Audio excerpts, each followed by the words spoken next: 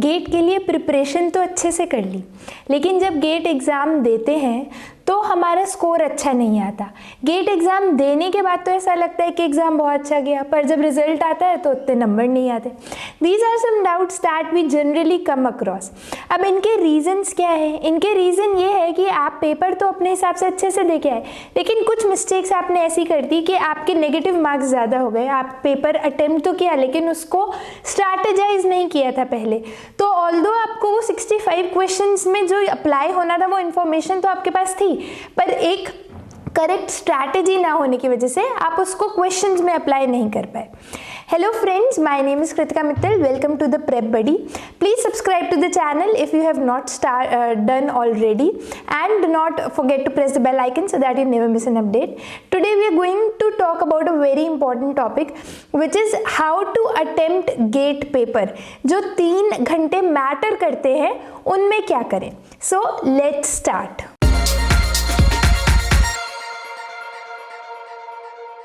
सबसे पहले तो ये समझना ज़रूरी है कि जितना प्रिपरेशन प्लान इम्पॉर्टेंट है, जितना रिवीजन प्लान इम्पॉर्टेंट है, उतना ही इम्पॉर्टेंट है ये स्ट्रैटेजाइज करना कि जब मेरा एग्ज़ाम एक्चुअली हो रहा होगा, जब रियल टाइम में मैं एग्ज़ाम दूंगा, उन 3 आवर्स में मुझे क्या करना है. What should be the right strategy in those 3 hours.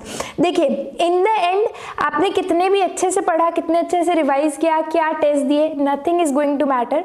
What is going to matter is those 3 hours where you are appearing for the paper. ठीक है, तो हम लोग इस वीडियो में डिस्कस करेंगे कि पेपर को कैसे अटेम्प्ट करें कि आपके नेगेटिव मार्किंग कम हो, आप ज़्यादा से ज़्यादा अपना आउटपुट, ज़्यादा से ज़्यादा एफिशिएंसी आप एग्जाम में दे पाए, डेडिकेट कर पाए. तो सबसे पहले ये समझिए कि नेगेटिव मार्किंग है क्या. तो गेट में 3 तरह के क्वेश्चन पूछे जाते हैं. एक है मल्टीपल चॉइस क्वेश्चन MCQ, जिसमें कि 30% नेगेटिव मार्किंग होती है, यानी कि 1 मार्क के क्वेश्चन में 0.33 मार्क डिडक्ट होंगे और 2 मार्क्स के क्वेश्चन में 0.66 मार्क्स. तो अगर आप एक क्वेश्चन गलत करते हैं तो जितने भी नंबर आप जोड़ रहे हैं, अगर आप अपने नंबर 80 जोड़ रहे हैं तो उसमें से 1.33 कम कर लीजिए. ठीक है, और उसके अलावा 2 और तरह के क्वेश्चन है. एक नया क्वेश्चन अभी जो ऐड हुआ है, मल्टीपल सेलेक्ट क्वेश्चन, जिसमें मल्टीपल ऑप्शंस करेक्ट होंगे, और एक जो हमारे पास पहले से था NAT, न्यूमेरिकल आंसर टाइप. तो MSQ और NAT में नेगेटिव मार्किंग नहीं होती है, करेक्ट, केवल MCQ में नेगेटिव मार्किंग है. तो एक पहली चीज़ जो आप ये कर सकते हैं कि आप ट्राई करिए, अगर आपको डाइसी लग रहा है, अगर आपको लग रहा है कि 2 क्वेश्चन और अटेम्प्ट करने ही है पर आते नहीं है, just try and select from NAT और MSQ. ठीक है, अगर सेम टॉपिक्स के क्वेश्चन है, ऐसा लग रहा है कि इसमें भी एफर्ट 2-4 मिनट डालेंगे तो सॉल्व हो जाएगा, और MSQ में भी सेम ही सीन है या NAT में भी सेम ही है, तो try to not to select MCQ, क्योंकि उसमें नेगेटिव मार्किंग के चांसेस है. ठीक है, फिर उसके बाद सबसे इम्पॉर्टेंट बात यह है कि नेगेटिव मार्किंग सबसे मोस्टली होती किन क्वेश्चन में है. नेगेटिव मार्किंग जिस क्वेश्चन में आप सबसे कॉन्फिडेंट रहते हैं ना, जो ईजीएस्ट क्वेश्चन है, उनमें आपके जनरली नेगेटिव मार्किंग होगी. उसमें जनरली आप मिस्टेक्स करेंगे. क्यों? क्योंकि आप कॉन्फिडेंस में होते हैं, आप सोचते हैं इसमें टाइम सेविंग करूँ, you try to increase your speed there. वहाँ पर आप कुछ ना कुछ एरर, कुछ ना कुछ कैलकुलेशन मिस्टेक, कोई सिली मिस्टेक, कुछ ना कुछ मिस्टेक कर देंगे और वहीं पर ही हो जाएगी नेगेटिव मार्किंग. ठीक है, तो हम यहाँ पर कुछ पॉइंट्स डिस्कस करेंगे using which you can avoid negative marking. First would be read through the question paper before starting. ठीक है, 5 मिनट इस काम के लिए डेडिकेट करिए. 5 मिनट अपने पेपर में सबसे पहले just go through the paper completely. जब आप गेट को अटेम्प्ट करते हैं ऑनलाइन, तो उसमें एक आपके पास ऑप्शन होता है जिसमें पूरी स्क्रीन पे सारे क्वेश्चन एक साथ आ जाते हैं. ठीक है, इससे होगा क्या, कभी कभार ऐसा होता है कि 5-6 ऐसे क्वेश्चन साइमल्टेनियसली प्लेस्ड होते हैं जो आपको नहीं आते. मान लीजिए वो पहले ही 6 क्वेश्चंस हो गए, तो आप उन्हीं 6 क्वेश्चंस को देख के उतना डर जाएंगे, उतने नर्वस हो जाएंगे कि 7th क्वेश्चन कितना भी इजी होगा, कितना भी बेसिक होगा, you will surely tick the wrong answer. ठीक है, तो आप अगर एक बार सारे क्वेश्चंस देख लेंगे तो आपको क्लियर हो जाएगा कि ठीक है, 65 क्वेश्चन सारे तो मुझे अटेम्प्ट ऐसे भी नहीं करने थे, मे बी पहले 5 क्वेश्चन मुझे नहीं आते हैं, लेकिन बाकी के क्वेश्चन मैं जो टॉपिक पढ़ के आया हूँ उसमें से पूछे गए, वो मैं अटेम्प्ट कर सकता हूँ, वो मैं कर लूँगा. सो dedicate 5 to 10 minutes to just go through the questions so that you do not lose confidence if simultaneously 3-4 questions जो आपको नहीं आते हैं वो आ भी जाए, तो आपका कॉन्फिडेंस लूज ना हो, आप बहुत ज़्यादा एग्जाम में नर्वस ना हो जाए. ठीक है, दूसरी बात ये है कि क्वेश्चन पेपर को एक गो में अटेम्प्ट मत करिए. पूरे क्वेश्चन पेपर को 2-3 अटेम्प्ट्स में, 2-3 गो में अटेम्प्ट करिए, ठीक है। सबसे पहले अटेम्प्ट में मुझे केवल वो क्वेश्चन करने हैं जो मुझे देखते ही लग रहा है कि मुझे आते हैं, जो मुझे देखते ही पता है कि ये मैंने पढ़ा हुआ है, सिमिलर क्वेश्चन किया हुआ है या मैं कर सकता हूँ, उनको मैं फर्स्ट गो में ही सबसे पहले ही आंसर को टिक कर देंगे, ठीक है। दूसरे गो में हम वो क्वेश्चंस करेंगे जिनमें ऐसा लग रहा था, जिन्हें देख के ऐसा लगा कि 2-3 मिनट लगाने पड़ेंगे पर क्वेश्चन तो हो जाएगा। और तीसरे गो में, तीसरा गो हम केवल तभी, तीसरा राउंड तभी लेंगे जब हमारे पास एम्पल टाइम होगा, हम रिवीजन कर चुके होंगे पहले 2 राउंड वाले क्वेश्चन का। वो हम तभी करेंगे जब या तो हमारा अटेम्प्ट बहुत ही कम हुआ है, हमें ऐसा लग रहा है कि हमने केवल 20 ही क्वेश्चन अटेम्प्ट किए हैं, 30 ही क्वेश्चन अटेम्प्ट किए, जितना भी मैंने डिसाइड किया था उससे बहुत कम अटेम्प्ट किए हैं, केवल तभी मैं लूंगी और उसमें मैं फिर जितना टाइम जिस क्वेश्चन में लगेगा उसको केयरफुली सॉल्व करूंगी, ठीक है। तो एक गो में हम क्वेश्चन को पूरे पेपर को अटेम्प्ट नहीं करेंगे, ठीक है। ये एक स्ट्रैटेजी आप पेपर से पहले बनाइए कि आप ये डिसाइड करिए कि कौन से सेक्शंस आप पहले अटेम्प्ट करने वाले हैं। यानी आप 2 मार्क्स क्वेश्चन को पहले अटेम्प्ट करना चाहते हैं, आप 1 मार्क क्वेश्चंस को पहले अटेम्प्ट करना चाहते हैं, पहले हम एप्टीट्यूड और मैथ्स करना चाहते हैं या पहले टेक्निकल सेक्शन करना चाहते हैं। ये स्ट्रैटेजी आपकी पहले होनी चाहिए। सबसे खराब स्ट्रैटेजी होती है कि सीरियल नंबर के अकॉर्डिंग जो क्वेश्चन पहले आएगा वो अटेम्प्ट करेंगे। ये एक अच्छी स्ट्रैटेजी नहीं है, अपने हिसाब से स्ट्रैटेजी बनाइए। प्रेफरेबली 2 मार्क्स क्वेश्चंस को पहले करिए क्योंकि उसमें क्रंच ऑफ द एग्जाम होता है। अगर आप 2 मार्क्स के 20 क्वेश्चन करते हैं तो यूल स्कोर 40 मार्क्स, ठीक है। I don't need to tell you, अगर 1 मार्क के 30 भी करते हैं, ज़्यादा क्वेश्चंस भी करते हैं तो भी स्कोर कम होगा। तो preferably if it suits you आप ये स्ट्रैटेजी बना सकते हैं कि 2 मार्क्स के MSQ और NAT पहले करेंगे, उसके बाद फिर 1 मार्क के सारे क्वेश्चंस करेंगे, ठीक है, फिर 2 मार्क के MCQ करेंगे, then we are going to take apti and maths in end. You can strategize your own strategy, ठीक है। ये एक वन साइज फिट्स ऑल नहीं हो सकता, तो I can not tell you what strategy, but I can tell you that you need to have a strategy of your own, ठीक है।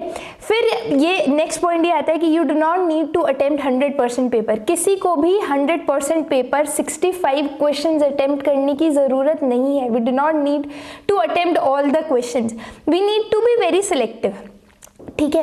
हमें पूरा 100% पेपर नहीं अटेम्प्ट करना है, इसमें नेगेटिव मार्किंग है। ऑल्सो अगर आपको लग रहा है कि मेरा अटेम्प्ट बहुत ही कम हुआ है, this is a relative exam, ठीक है। यानी कि जो रैंक आएगी वो सबके स्कोर पे डिपेंड करेगी, करेक्ट। ऐसा नहीं है कि इसका कुछ यूनिवर्सिटी वाला एग्जाम नहीं है कि पासिंग मार्क्स इतने हैं और मुझे इतने लाने ही हैं। This is a relative exam.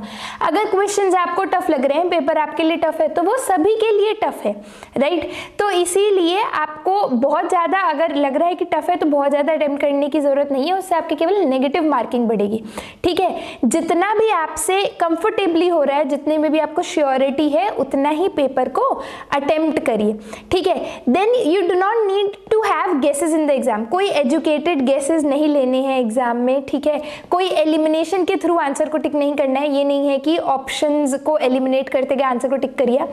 देखिए टेक्निकल जो इसमें एग्जाम है, इसमें सारे questions are going to be conceptual, correct. Conceptual questions है, टेक्निकल क्वेश्चंस है।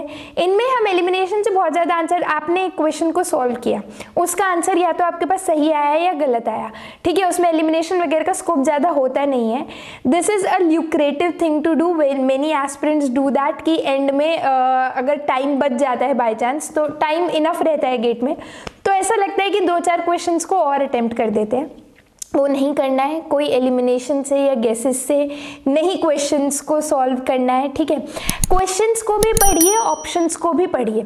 जितना इम्पोर्टेंट क्वेश्चन है ना, उतने ही इम्पोर्टेंट ऑप्शंस भी हैं। टिक करने से पहले सारे ऑप्शंस को एक बार पढ़िए, ठीक है। कभी कभार क्या होता है कि you find the correct answer, वो आपको ऑप्शन ए में मिला, आपने टिक कर दिया। Suppose option C is also the same answer but with different units. Option D was both A and C. जैसे ही आपने ए को टिक किया, आपका आंसर गलत हो गया, ठीक है। तो ऑप्शंस को हमेशा क्वेश्चन के साथ ही पढ़िए। पूरा जो एसेंस होता है क्वेश्चन का, वो क्वेश्चन सोल्यूशन दोनों में मिलाकर ही होता है, ठीक है। तो दोनों को पढ़िए, उसके बाद आंसर को टिक करिए। आंसर टिक करने से पहले हमेशा क्वेश्चन की लास्ट लाइन जरूर पढ़िए। कभी कभार आप पूरा क्वेश्चन सॉल्व करते हैं, सोल्यूशन फाइंड करते हैं, और जो पूछा होता है वो उसका नेगेशन होता है। सपोज आपने फाइंड कर लिया इस सो एंड सो सर्किट की पावर कितनी होगी। अब क्वेश्चन में पूछा which of them can not be the power supplied by the circuit. ठीक है, आपने देखा ऑप्शन ए, टिक कर दिया, हमेशा आपका आंसर वहीं गलत हो गया, नेगेटिव मार्किंग हो गई। तो हमेशा आपको क्या करना है, आंसर टिक करने से पहले always make it a rule कि हम last line of the question जरूर पढ़ेंगे, पूछा क्या है वो देख के ही आंसर टिक करेंगे। एनईटी क्वेश्चन है तो पहले मैं यूनिट्स कंफर्म जरूर करूंगी। कभी कभार क्या है कि वो खुद ही एनईटी में दे देता है कि आंसर इन थाउजेंड्स। ठीक है, अगेन आप थाउजेंड्स में आंसर देना था, आपका आंसर आया 20,000, आपने इनपुट कर दिया 20,000, गलत हो गया आंसर। ठीक है, आप हमेशा last line of the question पढ़िए, क्या यूनिट्स बोली है क्वेश्चन में, किस यूनिट में आंसर पूछा है, किस पावर में आंसर पूछा है, वो सब देख के फिर ही अपना आंसर दीजिए। ठीक है, it might take 10-20 seconds extra but it's going to save you a lot of marks. ठीक है, so just do that, don't ignore on that part. Correct. फिर जब आप क्वेश्चन सॉल्व करते हैं, जब भी आप स्क्रिबल पैड में अपने सॉल्यूशंस लिख रहे हैं तो कैलकुलेशंस को थोड़ा सा लेजिबल राइटिंग में लिखिए। ठीक है, आई एम नॉट सेइंग कि बहुत नीटली काम करिए, लेकिन थोड़ा पढ़ने लायक हो, जिससे जब मैं अपना पेपर रिवाइज करूं, जब मैं अपने आंसर्स रिवाइज करूं, अगर मुझे किसी कैलकुलेशन को रिवाइज करना है तो मुझे उसे दोबारा करके ही देखना ना पड़े। ऐसा ना हो कि पूरी कैलकुलेशन दोबारा करके देखनी पड़े, उसके बाद ही मैं उसको रिवाइज कर सकूं। वो एक लेजिबल राइटिंग में लिखी होगी तो it would be easy for you to review it then and there only. आपको जो स्क्रिबल पैड मिलता है उसमें क्वेश्चन नंबर डालिए, उसके बाद कैलकुलेशन करिए, just draw a line after that, उससे सारे क्वेश्चंस के सॉल्यूशंस आपके सेपरेट रहेंगे। उनको थोड़ा सा रीडेबल राइटिंग में लिखिए जिससे रिवीजन में मुझे आसानी हो सके, मैं वहीं से रिवाइज करके सीधा आंसर को इनपुट कर दूं। करेक्ट। फिर उसके अलावा आप अभी से, मैं बहुत पहले से बोल रही हूँ ये चीज़, I am telling it again, virtual calculator की आदत डालिए। आप कितनी भी फास्ट कैलकुलेशन करते हैं साइंटिफिक कैलकुलेटर में, कितनी भी इजीली करते हैं, that is not going to help you in the actual exam. Actual exam में केवल वर्चुअल कैलकुलेटर अलाउड है। अभी से आदत डालिए, वर्चुअल कैलकुलेटर से प्रैक्टिस करिए। जब भी आप वर्चुअल कैलकुलेटर आप किसी ऐप से यूज़ कर रहे हैं, चाहे किसी प्लेटफॉर्म में जहाँ पे भी यूज़ कर रहे हैं, just clear the calci before you perform any other calculation. अगर जीरो भी आ रहा है तो भी कैल्सी को क्लियर करिए, उसके बाद अपनी कैलकुलेशन स्टार्ट करिए उसमें।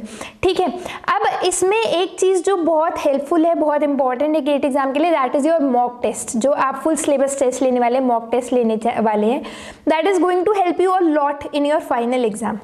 तो उसके लिए आप 2-3 चीज़ें याद रखिए। अपने मॉक टेस्ट को डिफरेंट स्ट्रैटेजीज से लीजिए। ठीक है, जो भी आपको लग रहा है कि एक अच्छी स्ट्रैटेजी है, हर मॉक टेस्ट को एक शुरू के 2-4 मॉक टेस्ट को डिफरेंट स्ट्रैटेजीज से लीजिए। अगर आपको लगता है 2 मार्क्स के क्वेश्चन पहले अटेम्प्ट करना ठीक रहेगा, एक बार करके देखिए। फिर दूसरे में लग रहा है कि मैं एप्टीट्यूड और मैथ्स को लास्ट में अटेम्प्ट करना चाहता हूँ, just do it and try. ठीक है, उसके बाद you can formulate the best strategy for yourself. फिर उसी स्ट्रैटेजी को हमेशा हर मॉक टेस्ट में फॉलो करिए। मॉक टेस्ट को एज योर फाइनल एग्जाम दीजिए। ठीक है, ऐसा सोचिए कि यही फाइनल एग्जाम है, इसी में मुझे फुल इनपुट देके, उसी तरह से बैठ के, पानी लेके, जो भी आपको चाहिए एग्जाम के लिए वो सामान लेकर, उसी तरह से बैठकर इसको देना है मुझे एग्जाम को। ठीक है, फिर जैसे ही आपका एडमिट कार्ड आता है, admit card will be out very soon. ठीक है, गेट अथॉरिटीज आपका एडमिट कार्ड रिलीज कर देंगी।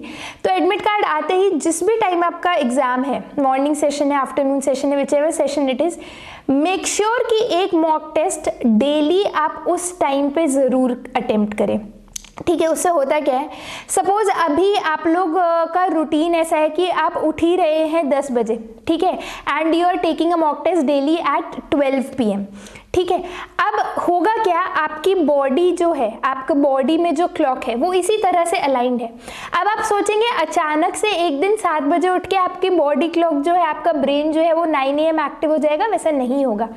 At least for 1 month train your body to the schedule that you are going to follow on the day of the exam.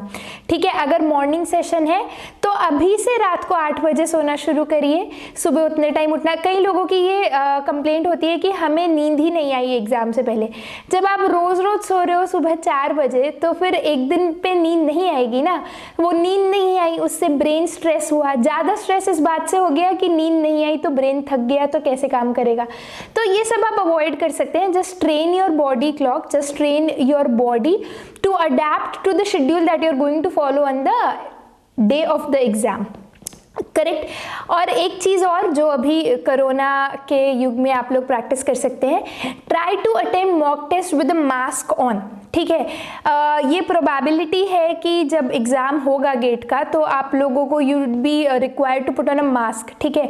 If the mask is irritating you now, it is better to get used to it अभी से, correct. कई लोग कई time से बाहर नहीं निकले होंगे, they might not be used to putting on a mask, so just practice your exams with mask. नहीं तो वो उतना इरिटेट करेगा, उससे कुछ इशू हो सकता है, तो just it's better to avoid it. उसके साथ ही अभी से प्रैक्टिस करिए, ठीक है। उसके अलावा अगर आपको ये डर लगता है कि अगर हमें फॉर्मूला नहीं याद आया एग्जाम में, अगर इतना सारा दिमाग में फॉर्मूला है, वही पर्टिकुलर फॉर्मूला कैसे आएगा, तो just leave that to your brain, ठीक है। आप लोगों ने मेहनत की है, पढ़ाई की है, उतना टाइम प्रिपरेशन की है, कुछ तो दिमाग भी करेगा, उसको मौका दो, सब याद आ जाएगा। Do not gate nervous, okay. Do not have that exam fear. Best way to eliminate it would be giving more and more tests. If not, just make a proper strategy, try to implement it through different tests and formulate the best that suits you.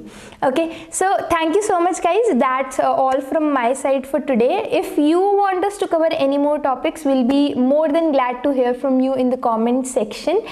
And all the very best for your exam.